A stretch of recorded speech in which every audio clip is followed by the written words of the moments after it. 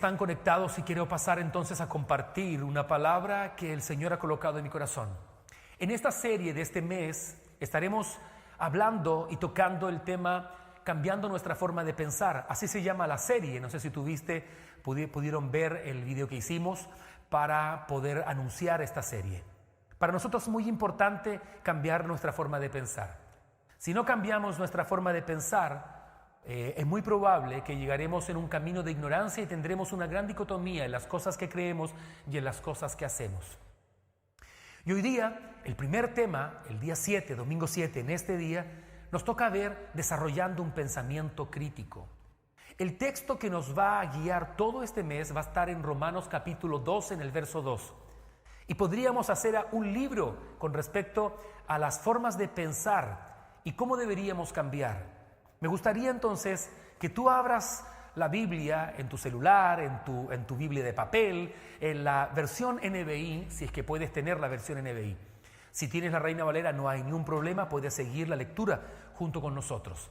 Dice el texto en Romanos 12:2, el apóstol Pablo escribe, y vamos a hablar justamente de ese tema: no se amolden al mundo actual, sino sean transformados mediante la renovación de su mente. Así podrán comprobar cuál es la voluntad de Dios, buena, agradable y perfecta. Quiero leerlo otra vez y quiero que tomes atención. Quiero que subrayes algunas palabras que van a ser importantísimas en toda esta serie. Dice, no se amolden. La primera palabra que me gustaría que subrayes, si es papel, que coloques ahí una línea en tu hoja, no se amolden. Bueno, si es un teléfono, lo puedes destacar. Dice, no se amolden al mundo actual. Y la segunda cosa que me gustaría que puedas subrayar es, si no sean transformados. Dos cosas, no se amolden y si no sean transformados. Mediante la renovación de su mente. Y dice, así podrán comprobar, subraya la palabra también comprobar, que te va a ayudar a entender. Así podrán comprobar cuál es la voluntad de Dios, buena, agradable y perfecta. Y entonces, para comenzar a introducir este tema, quiero decir que el desarrollo del pensamiento es inherente al ser humano. O sea, el desarrollo de los pensamientos está en nosotros desde muy temprano, ¿cierto? Desde que antes de nacer.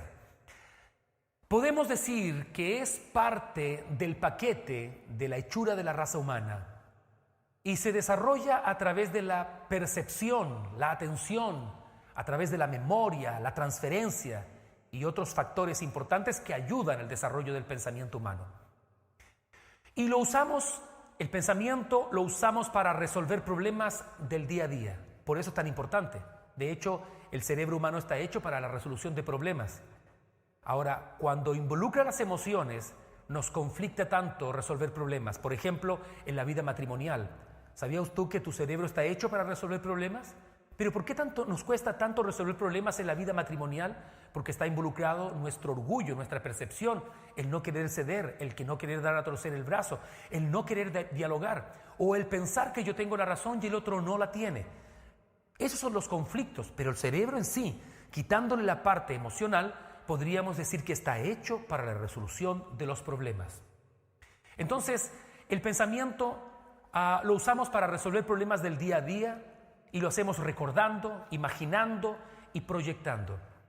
La educación cumple un papel preponderante e importante porque estimula el pensamiento, lo desarrolla y lo potencia. La comprensión y el aprendizaje significativo, ¿sabe lo que hacen? Estimulan el desarrollo del pensamiento. Por eso deberíamos tener un aprendizaje significativo, cambiar inclusive los modelos de enseñanza en los sistemas educacionales. Y me alegra porque hoy día la gran mayoría del mundo, está en homeschool. Lo que nosotros venimos haciendo con mi familia hace tanto tiempo, les tocó a todos, queramos o no queramos, hacer homeschool. Volvemos a la educación en casa, claro, ellos están tratando de resolver las situaciones de internet y un montón de cosas, tratando de colocar el mismo currículum a través de las plataformas virtuales. La mayoría de las veces, y eso debe ser porque no nos gusta mucho complicarnos las cosas, denominamos pensamiento a los procesos mentales. Todos nosotros los hacemos, pero en realidad cada uno de nosotros tiene varios tipos de pensamientos. Cuando tomamos una decisión, cuando realizamos cálculo mental o cuando reflexionamos sobre temas que tienen que ver con la política, por ejemplo, estamos utilizando diferentes procesos mentales, los cuales se guían por distintas lógicas e incluso involucran distintas partes del cerebro. Eso es maravillosa, la construcción de Dios, la hechura de Dios. Solo me gustaría nombrar algunos y centrarme en el pensamiento crítico, que sería mi tema hoy día, en esta mañana, y verlo a la luz de la palabra de Dios. Según la psicología, existen 9 tipos de pensamientos, entre los cuales encontramos el pensamiento reflexivo, el crítico, el analítico, el lógico, el sistémico, el analítico, el analógico, el creativo, el deliberativo y el práctico. Todos esos hacen parte de la forma de pensar de la raza humana. Tú o yo tenemos alguno de esos o varios de esos, o usamos algunos de esos en diferentes momentos del proceso de nuestra vida y del desarrollo del pensamiento. El pensamiento que usamos para hablar de la fe y resolver las cuestiones que involucran la fe puede ser muy diferente al que usamos para resolver problemas matemáticos. Y eso es parte de la hechura de Dios. Así Dios nos ha creado. Ahora bien, desarrollar el pensamiento crítico es una amenaza para el statu quo. Es verdad, es una gran amenaza para el statu quo. ¿Saben lo que creen los grandes sistemas monopólicos que gobiernan a la humanidad? Ellos no quieren que tú tengas un pensamiento crítico. Ellos en realidad quieren que tú agaches la cabeza y no hagas preguntas difíciles. Porque las preguntas difíciles que cuestionan algunos comportamientos de la raza humana o algunos comportamientos institucionales amenazan el statu quo. Pero por eso es importante, y lo que hablábamos la semana pasada, por eso es importante desarrollar un pensamiento crítico, no un criticón. No estamos hablando de personas que critican por criticar, que se atrincheran en redes sociales para criticar por criticar. No estoy hablando de conspiracionismo, estoy hablando de generar un pensamiento que nos ayudará a comprender la voluntad de Dios. Entonces, es ahí donde nuestro querido apóstol entra en acción con su magnífico consejo práctico a la iglesia de Roma. El no desarrollar el pensamiento crítico pone en peligro nuestra comprensión de la voluntad de Dios. Y eso es lo que deberíamos nosotros, los creyentes, estar preocupados con la voluntad de Dios. Muchas formas fueron anestésicas para la raza humana, inclusive Bauer. Él hablaba de que la religión era opio del pueblo. Y en verdad puedo pensar y decir con Bauer que tiene cierta relación o cierta verdad en el contexto que lo dijo. En esas palabras de Bauer se inspiró Marx. Todo el mundo piensa y dice que fue Marx el que dijo eso por primera vez, pero no fue un amigo de él. Y él nos hace pensar y reflexionar de que en ese momento histórico del mundo, es verdad, la religión era opio del pueblo. ¿Puede ser usada la religión para anestesiar nuestras conciencias, para callar nuestra forma de pensar? Claro que puede ser, pero no solamente la religión. Hay muchas formas que de repente quieren acallar las formas que podemos descubrir o las formas de pensamiento, como el pensamiento crítico. Después de exponer sobre la justificación el apóstol Pablo en toda la carta de Romanos hasta el capítulo 11, Pablo entra en cuestiones prácticas, detalladas entre los capítulos 12 al 16. Ahí podemos ver entonces lo práctico de la enseñanza de la justificación por la fe. Sale del plano teórico para entrar ahora en el plano práctico. Todas las cartas del apóstol Pablo tienen algo teórico y algo práctico. ¿Cómo podemos poner en práctica ese pensamiento de la justificación por la fe? La propia expresión del apóstol Pablo en Romanos, en el capítulo 2, en el verso 1, dice: por lo tanto, hermanos, tomando en cuenta la misericordia de Dios. Esa expresión, por lo tanto, está diciendo, ¿por lo tanto de qué? Por lo tanto, lo que dije hasta el capítulo 11, ustedes deben considerarlo por la misericordia de Dios y ponerlo en práctica, en pocas palabras. Hace referencia a esa conexión entre entonces los primeros 11 capítulos y el resto de la carta, desde el 12 al 16. Y yo pregunto, ¿de qué sirve toda la enseñanza anterior si voy a seguir pensando de la misma forma? ¿De qué sirve tener conocimiento teológico si voy a seguir actuando de la misma forma si mi estructura mental no cambia? Si no aprendo a aprender, algo que los colegios no hacen. No enseñan a aprender. ¿Sabe lo que hace el sistema educacional fracasado hasta el día de hoy? ¿Sabe lo que ha hecho con nuestros hijos? Ha matado el pensamiento crítico. lo ha eliminado, lo ha anulado. ¿Sabes por qué? Porque nunca nos han enseñado a aprender. Nos entregan información que la mayoría de las veces tenemos que memorizar, pero no nos hacen generar un pensamiento crítico. Si la claridad de estos primeros versos del capítulo 12, la justificación por la fe, se torna sencillamente una retórica. Lo repito, sin la comprensión, sin los primeros capítulos, sin los primeros versículos del capítulo 12, la justificación por la fe se torna sencillamente retórica. Antes de hablar de los primeros consejos que Pablo da en Romanos 12:2 y la importancia del pensamiento crítico para comprobar la voluntad de Dios, déjeme rápidamente ver algunos errores que la iglesia asumió sin saber por el exceso de sentido de sujeción boquiabierta, como dice Weber. Weber hablaba sobre ese asunto, de que nosotros aceptamos sin cuestionamiento alguno, boquiabiertos, todo lo que nos dicen y lo creemos a pies juntos. Lo que hemos hecho hoy día, en este tiempo, no hemos desarrollado un pensamiento crítico. Hemos tenido miedo, muchos líderes cristianos han tenido miedo de hablar la verdad. Hemos usado inclusive algunos sistemas que nos han entregado, ¿para qué? Para poder llevar a nuestras iglesias como ovejas al matadero, y no les hemos dado la oportunidad de que ellos puedan pensar de una forma diferente o hacer preguntas que ponen en duda a grandes instituciones como la vimos la semana pasada, hoy día tan desacreditada como es la OMS, la Organización Mundial de la Salud. Sí, es verdad. Bueno, lo primero entonces, hasta hace un tiempo muchos líderes cristianos gobernaban a través del miedo. También el miedo se apoderó de la teología y podríamos llamar teología del miedo o teología del terror. Y quiero hablar de algunas expresiones antes de introducirme al tema que sí usamos y que también somos responsables. ¿Sabía usted que toda nuestra enseñanza teológica responde a los asuntos del contexto en el cual estamos viviendo? Muchas de ellas responden a aquello. Por ejemplo, se decían frases tales como: cuidado con el ungido del Señor. ¿Te acuerdas? Cuando ibas a la reunión en tu iglesia y la gente te decía: cuidado con el ungido del Señor. Y eso daba para que líderes cristianos hicieran lo que fuera. Incluso abusaban de las personas, pero no podías levantar la mano contra el ungido de Dios. O sea, tomábamos algo que verdaderamente dice la Biblia y lo tratábamos de llevar al tiempo de nosotros. ¿Para qué? Para dominar la conciencia de la gente, y la gente no podía pensar. Muchos de ellos estaban desarrollando un pensamiento crítico, eran personas respetuosas, pero que tenían una opinión diferente o divergente y que podían opinar, pero esas personas fueron tachadas como rebeldes. Cuidado con el ungido del Señor.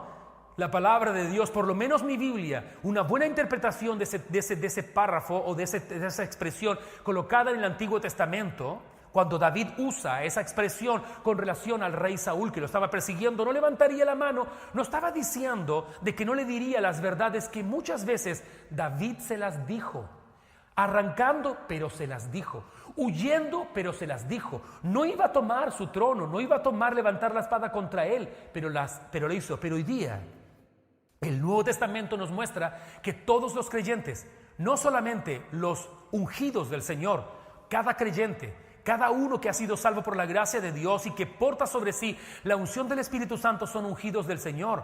No es solamente uno. ¿Qué es lo que hacemos nosotros? Mandamos a respetar a nuestros líderes. Respetar a nuestros líderes no significa pensar de la forma que ellos piensan en todo sentido. Quiere decir que podemos dialogar. Muchos de ellos, muchos líderes cristianos, sacrificaron en la hoguera a algunos que eran llamados por rebeldes.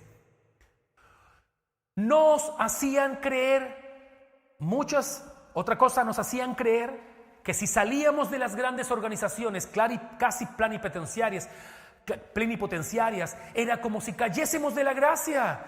Y los que salían y se les iba bien en la sana enseñanza y levantaban iglesias saludables eran catalogados de disidentes. Si tú no estabas con ellos, eras catalogados como disidentes.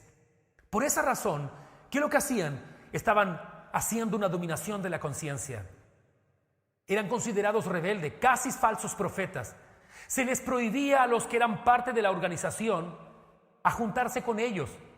Se enviaban cartas a todas las iglesias asociadas para que no fueran recibidos como predicadores. Los líderes de esas grandes organizaciones podían hacer lo que quisieran. Ser masones, comprar autos en contrabando e introducirlos al país sin problema. Pero pensar diferente era más riesgoso que ser masón. Pero gracias a Dios, muchas personas desarrollaron el pensamiento crítico y se hicieron preguntas difíciles en momentos difíciles de su vida y pudieron encontrar la verdad de Dios. Ahí tenemos a Martín Lutero como un gran ejemplo. Si él hubiese seguido el statu quo, hoy día no tendríamos nosotros la iglesia luterana. No tendríamos la gran reforma que se produjo, que afectó a Europa y al mundo entero. Un pensamiento disidente puede ser importante en algún momento de la historia de nuestra vida, atreverse a pensar, a hacer cuestionamientos, a preguntar cosas difíciles, no, cosas que no pregunta cualquiera. 2, no cuestionábamos nada. Antiguamente no cuestionábamos nada. Y pensábamos que todo era de la forma que se decía. Como por ejemplo, se enseñó por muchos años que Rusia era el anticristo. ¿No escuchaste tú que estudiaste teología? Yo estudié teología en Brasil. Y muchas personas allá en Brasil ya estaban desmarcándose de ese pensamiento teológico o escatológico. Y decían, no, Gog y Magog son el anticristo. Bueno, con un poco más de interés en la palabra de Dios y en la buena interpretación del texto bíblico, te darías cuenta que quien apoyó y quien financió el pensamiento de que Gog y Magog eran el anticristo y que decían que Gog y Magog era Rusia y que Gorbachev, por causa de la mancha que tenía en la frente, era el anticristo. Cuidado con Gorbachev, con Rusia. Pero nos dimos cuenta, ¿quién estaba detrás de estos pensamientos teológicos o de esas enseñanzas? Era la CIA y la Fundación Rockefeller, que pagó a misioneros en Latinoamérica para poder difundir esta forma de pensar, pero nadie cuestionaba nada. Todo el mundo decía y repetía como papagayo lo que ellos nos enseñaban, impulsados por la propia CIA e impulsados también por la Fundación Rockefeller. ¿Para conseguir qué? Dominar la conciencia de la raza humana. Eso podríamos llamar entonces que era justamente una teología creada en tiempos de Guerra Fría. Pablo da 2 consejos para la comprobación de cuál es la voluntad de Dios. Pensar no es peligroso. Hay hombres que pensaron y que pudieron descubrir grandes cosas. Lo peligroso es la rebelión. Eso es peligroso. Pero tener preguntas, orar a Dios. Cuando tú tienes a Dios como Padre, te aseguro que no te desviarás del camino porque Dios traerá respuestas profundas y poderosas sobre tu vida. Y eso es lo que tú estás buscando. Y lo que yo busco en Dios es respuestas claras, respuestas verdaderas. Pablo entonces da 2 consejos para la comprobación de cuál es la voluntad de Dios. Primero, el fin es llegar a comprobar cuál es la voluntad de Dios. Debemos discernir, no solo a través del uso de la conciencia. La conciencia es buena, ¿no es verdad? Y es muy importante, pero no es suficiente para comprobar la voluntad de Dios. Tú no puedes comprobar la voluntad de Dios solamente por el acto de la conciencia. Todos los seres humanos tienen conciencia, pero tú no puedes comprobar la voluntad de Dios a través de la conciencia. Pablo nos deja muy claro este consejo. La conciencia, esa cualidad de percibir nuestro entorno y a nosotros mismos, queda limitada en llevarnos a la comprobación de la voluntad de Dios, agradable, buena y perfecta. Pero si no meditamos en la palabra de Dios, el Espíritu Santo no nos puede guiar a toda la verdad.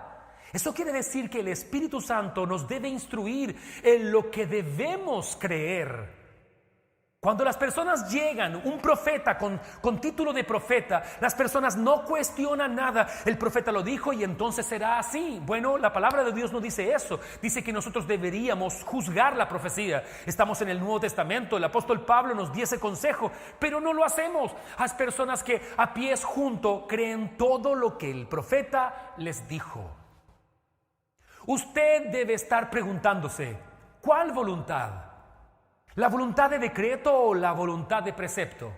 Bueno, la diferencia entre las dos es que la primera, la de decreto, es lo que Él ha determinado, lo que Dios ha determinado va a suceder. Y la segunda, la preceptiva, es la que Él espera que el hombre haga y sea.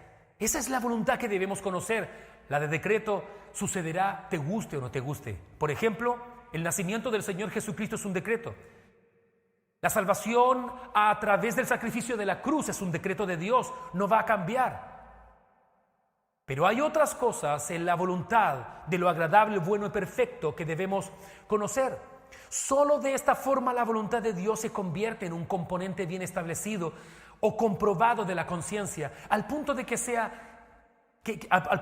voluntad se convierta en nuestro deleite. ¿Es un deleite de Dios la voluntad en tu corazón? ¿Conoces la voluntad de Dios? Si no sabes la voluntad de Dios, ¿cómo puedes deleitarte en ella? Nosotros hablamos de voluntad de Dios y la gente, muchos creyentes llevan 20 años tratando de descubrir cuál es la voluntad de Dios. El apóstol Pablo fue mucho más concreto para enseñarnos cuál es la voluntad de Dios. ¿Cuál sería el contenido de esa voluntad? Te puedes estar preguntando también.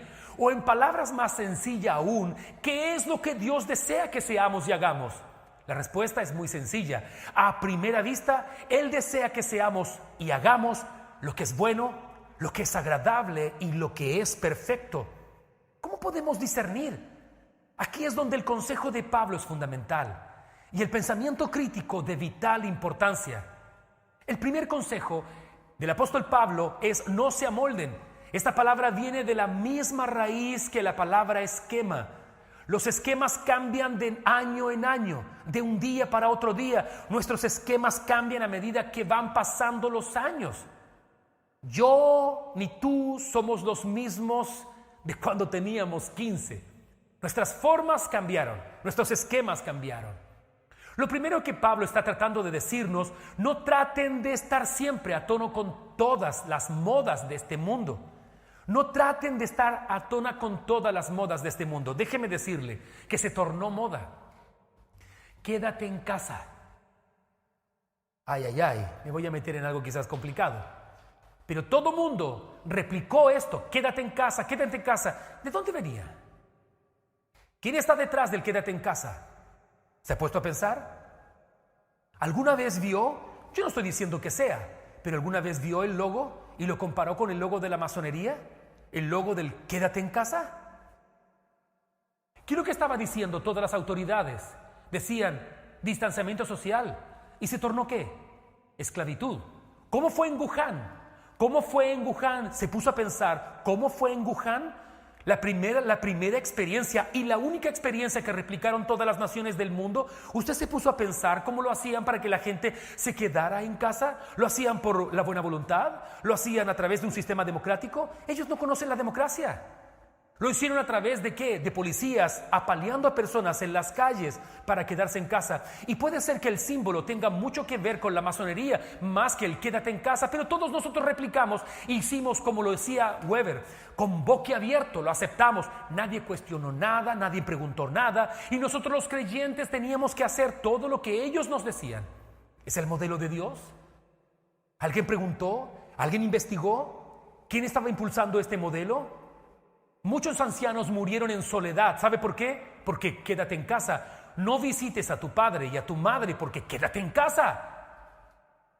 ¿Ese es el modelo de Dios? Si tu padre tuviese lepra, ¿no lo irías a visitar? ¿Lo dejarías morir solo? Si tu padre tuviera una enfermedad terminal que fuera muy contagiosa, ¿no harías el intento de poder llegar hasta su casa y por lo menos verlo?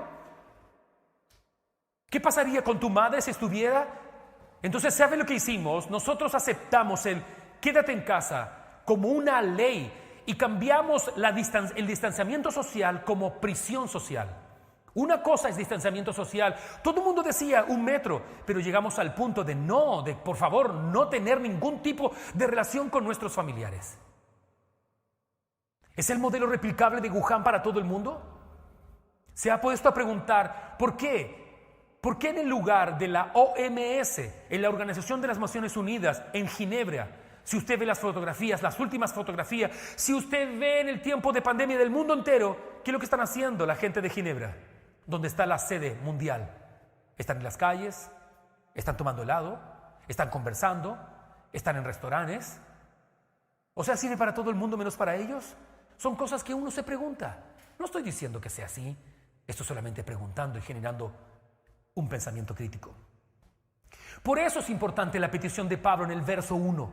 Tomen en cuenta la misericordia de Dios. De nada sirve que les explique sobre la justificación de la fe. Pablo dice, de nada sirve que les hable sobre la justificación de la fe. No deberían alinearnos al sistema enfermo del cual vivimos. No deberíamos estar alineados con ellos, con el sistema mundanal, sin cuestionar. Hay muchas cosas que se tomaron y que se dijeron que sí las tomamos, como dije la semana pasada. Las precauciones necesarias, como también inclusive nuestra querida Isabela nos recomendó desinfectar. No hay problema, desinfectar en nuestros hogares, nuestra ropa, no hay problema. Eso no afecta en nada a nuestra fe y son excelentes consejos, no solamente para esta enfermedad, sino para muchas otras enfermedades que son contagiosas. Segundo consejo, sean transformados. Aquí la palabra viene de la raíz morfé y se está refiriendo a la naturaleza esencial e inalterable de algo. La raza humana sin Dios tiene un esquema diferente en el transcurso de nuestra vida, pero la misma morfé o naturaleza es justamente lo que heredamos del pecado. Vivíamos dominados por nuestra naturaleza humana en su nivel más bajo. Pablo dice, entonces, no se amolden a la forma cambiante de este mundo y a las modas que el mundo ha tratado de imponernos, o a las formas de pensamiento de este mundo, y también sean transformados. Un auto recién fabricado es un nuevo en el sentido de tiempo. Hay dos formas para lo nuevo, dos palabras para lo nuevo. Una que tiene que relación con el tiempo y otra que tiene relación con el carácter. Por esa razón, el cambio debe suceder por la renovación de nuestra forma de pensar.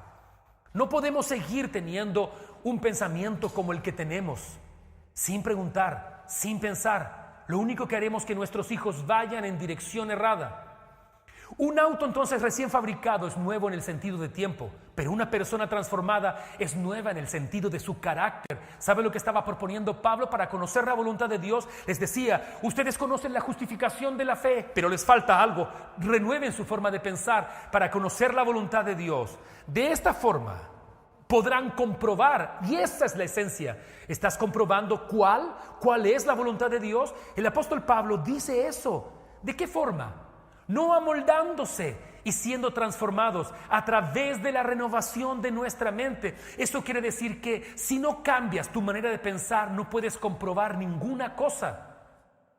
Tú puedes no amoldarte y no ser transformado. Tú puedes ser un anarquista, un rebelde. No me amoldo al sistema, pero no soy transformado. De nada sirve. El apóstol Pablo dijo que estas dos cosas van juntas. No amoldarse al sistema y ser transformado por la verdad de Dios. No es mi propia percepción, es lo que dice Dios. ¿Qué dice Dios con respecto a las cosas que estamos viviendo? No puedes cambiar la voluntad de Dios a través de tu forma antigua de pensar, que sería solo dos formas. Lo hemos visto en este último tiempo, primero en el estallido social y ahora en la llamada pandemia. Rebelión anárquica total y la otra aceptación pasiva total.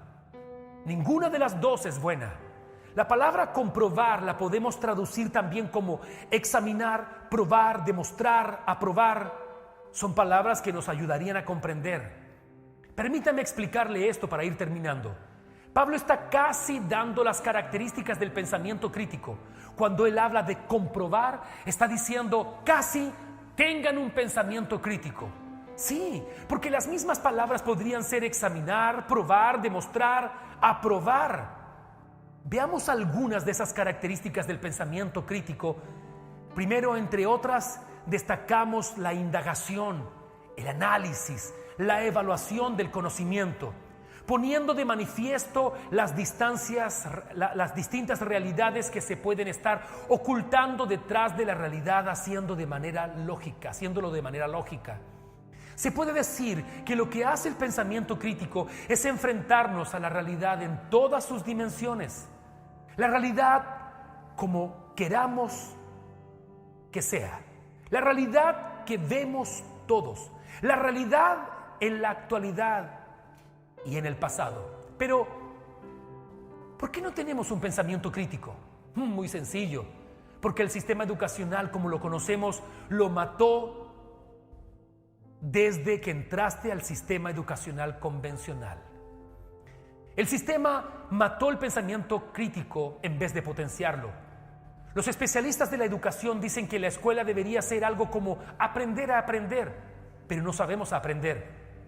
Nos dijeron, toma la información, recibe la información, esa información es verdadera. Cuando jóvenes, alumnos comienzan a pensar, entonces desarrollan diferentes formas y comenzamos a aprender a aprender. Déjeme darle una forma de un ejemplo. Yo sé que hay muchos adolescentes ahora conectados y muchos de ellos vieron la serie Annie con E. ¿Ha hecho alguna crítica de esa serie? ¿O la aceptó boquiabierto? La Anita la huerfanita. Un personaje carismático. Pero ¿cuál es el mensaje detrás de lo que nos quiere explicar? ¿Se sentó con sus hijos a conversar sobre este asunto? ¿Desarrolló un pensamiento crítico enfrente de esa serie? ¿Acompaña la serie que ven sus hijos? ¿Puede criticar? ¿Puede hacer un pensamiento crítico y desarrollar un pensamiento crítico enfrente de algunas series que vemos? Ellos promueven la normalización de la homosexualidad. Yo no estoy en contra de los homosexuales. Estoy en contra de la normalización de la homosexualidad. De eso estoy en contra. ¿Generó, cierto, también, vio el pensamiento feminista desarrollado allí? ¿Vio el pensamiento, cierto, de la integración, de la inmigración? Todos son temas tratados dentro de esta serie. ¿Cómo lo ves tú? ¿Cuál es el concepto del pensamiento crítico? Es la habilidad del pensamiento complejo de alto nivel, relacionada con diferentes capacidades, como por ejemplo la capacidad para identificar argumentos y supuestos, reconocer relaciones importantes, realizar inferencias correctas, evaluar la evidencia y la autoridad y, en definitiva, deducir conclusiones. Es el pensamiento crítico. Se reconoce como racional y reflexivo, interesado en decir qué hacer o creer. Es un pensamiento orientado a la acción. Siempre aparece en la resolución de problemas y en la interacción con otras personas, pero en la función de comprender la naturaleza del problema y no solo de proporcionar soluciones. A veces debemos conocer la naturaleza del problema. La evaluación de la información y los conocimientos fundamentan la toma de decisiones y debemos considerar que nuestras conductas y acciones se basan en lo que creemos y no en lo que decidimos hacer. ¿Qué es lo que crees? ¿Cómo lo crees? Lo que tú crees va a definir lo que decides hacer. Para desarrollar el pensamiento crítico debemos pensar en lo que pensamos. Un ejercicio que poco hacemos. La principal función es generar ideas, evaluarlas, revisarlas, repasar lo que estamos entendiendo. El pensador crítico es capaz de pensar por sí solo. Pablo estaba diciendo entonces, en definitiva, comprueben la voluntad de Dios, desarrollen un pensamiento crítico, evalúenla, analícenla, colóquenla enfrente para ver si realmente lo que van a hacer es voluntad de Dios. Tú y yo estamos desafiados a generar un pensamiento crítico. Escúcheme bien, para comprender cuál es la voluntad de Dios agradable, buena y perfecta. Siéntese con sus hijos, que ellos puedan pensar por sí solos. No solamente que memoricen, sino que puedan pensar por sí solos. Que deduzcan, que hagan inferencias, que hagan análisis, porque será la única forma en este tiempo en el que vivimos conocer cuál es la voluntad agradable y perfecta de Dios. El apóstol Pablo nos dice en los primeros 11 capítulos de Romanos, la justificación es por la fe. Pero si tú te amoldas al sistema, ese conocimiento será solamente retórico. Y si tú te amoldas al sistema y no te transformas, vas a seguir entonces el statu quo. Pero si te decides no amoldarte al sistema, hacer preguntas, cuestionar, tener el valor para hablar, me ha llamado mucho la atención que muy pocos pastores se han atrevido a cuestionar los sistemas, las formas. Hemos hablado por televisión, pero nuestra gente está llorando. Nuestros ancianos están abandonados. Porque hemos dicho, no salgamos a visitar a nuestros ancianos. Hemos esperado boquiabiertos la respuesta creada de las grandes organizaciones del mundo. Nadie ha preguntado, ¿cuál es el modelo de amar de Dios? Si usted y yo fuéramos misioneros en África, para poder cierto alcanzar a los leprosos, ¿te quedarías en casa para no contagiarte de lepra? ¿Qué harías tú? ¿Qué harían los misioneros moravos si no hubiesen decidido venderse como esclavo para alcanzar a los esclavos? ¿Qué haríamos nosotros? ¿Qué haríamos nosotros creyentes? ¿Dejar a morir a nuestros padres porque nos dijeron todos desde Wuhan, quédate en casa? Y ha sido el discurso de los medios de comunicación, los matinales, todo mundo quédate en casa. ¿Está diciendo, ese quédate en casa es dejemos morir a nuestros ancianos? ¿Dejemos morir a nuestros jóvenes en depresión dentro del hogar? ¿No podemos generar un pensamiento crítico y pensar que hay otra posibilidad? ¿Que distanciamiento social no es encierro voluntario? Distanciamiento social es resguardarnos con las medidas que nos han dicho que debemos tener. Distanciamiento social. Eso es lo que yo hago, por lo menos cuando voy al centro. Me distancio, tengo 1 metro, he seguido todas las determinaciones. Pero si no tuviera un pensamiento crítico, hubiese aceptado todo lo que me dijeron sin cuestionar absolutamente nada.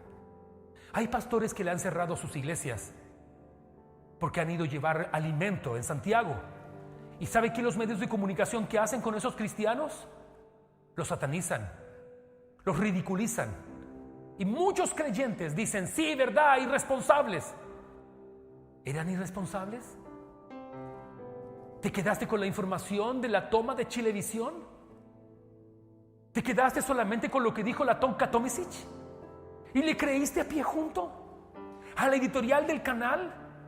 ¿Tuviste la oportunidad de llamar a aquel pastor para ver realmente qué es lo que estaba haciendo? ¿Qué dirán de nuestros pastores de Osorno porque están haciendo un trabajo social ayudando a los necesitados que han perdido trabajo? ¿Qué haremos con nuestros ancianos llorando en casa porque ellos mismos están aterrados?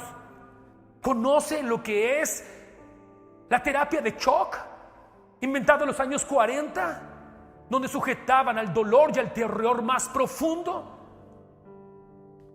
La mejor forma para gobernar el mundo es colocar terror en la gente.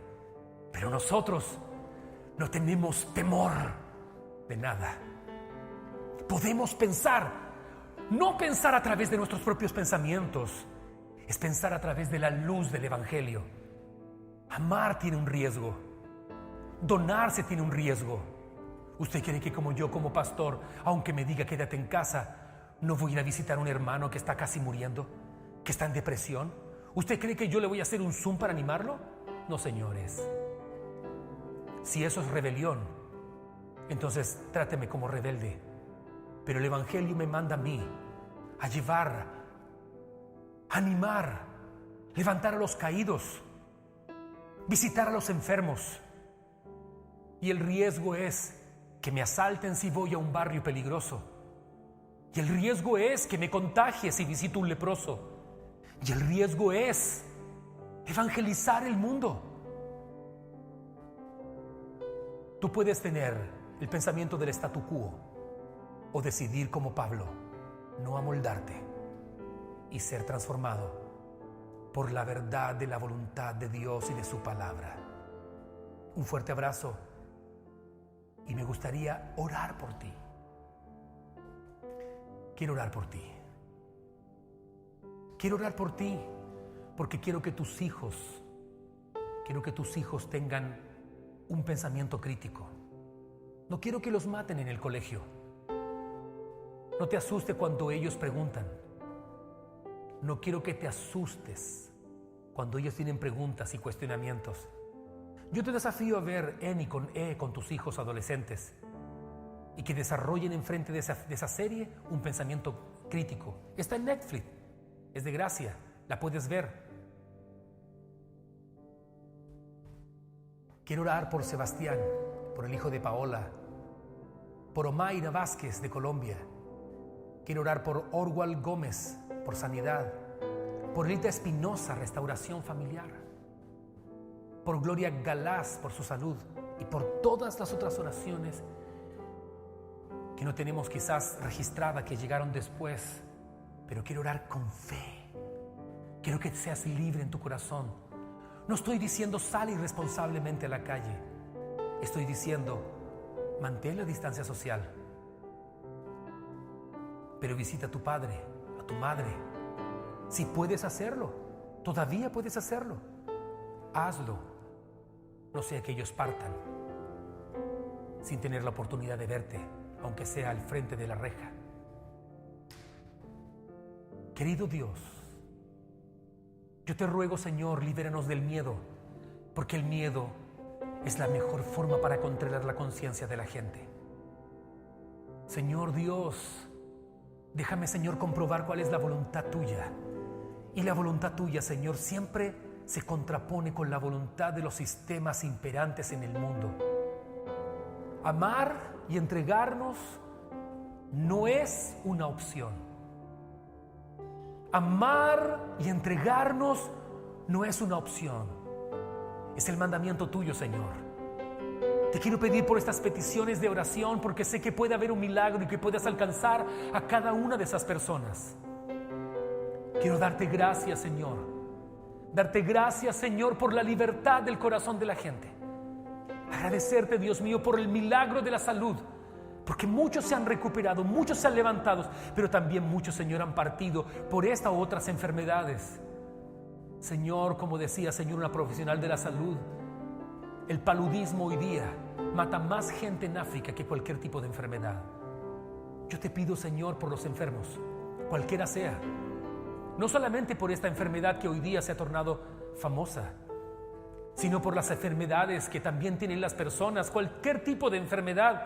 Tu palabra dice, Señor Jesús, en Isaías 53, que por tus llagas fuimos nosotros sanados. Padre, en el nombre de Jesús, creemos a tus promesas y creemos que puedes hacer algo en este mismo momento. Extiende tu mano en favor de esas familias. Extiende tu mano en favor de esas familias, Señor. Ahora en el nombre de Jesús. Padre, yo oro a ti porque creo que tienes el poder para hacer algo glorioso y poderoso. Señor, los que están llorando en silencio, los que están tristes, Señor, agobiados por todo lo que sucede, los que están llenos de pánico y de temor, los que están, Dios mío, Señor Jesucristo, los que están dominados por el miedo, Señor, en el nombre de Jesús, yo te pido, Señor, yo te pido, glorifícate, Jesús, glorifícate, Dios, glorifícate, derrama tu presencia, libera el corazón, libera la mente, libera a las personas de toda enfermedad, de toda dolencia, de toda angustia, de toda crisis. ¿Cuántas personas con crisis de pánico? ¿Cuántas personas, Señor, con deseos suicidas en este mismo instante, Señor? ¿Cuántos adolescentes, Señor, entrando en un mundo de agonías? Yo te pido, Espíritu Santo, cambia nuestra forma de pensar. No permitas que nos amoldemos al sistema mundanal y transfórmanos, no por la percepción que tenemos humana, sino por la percepción de tu palabra, por el conocimiento de ella. Que se haga real lo que sabemos de tu palabra, se haga real en nuestra vida diaria. Lo que conocemos de tu verdad se forme en actitud, se forme, Señor, en forma de vivir. En el nombre de Jesús. Amén y amén.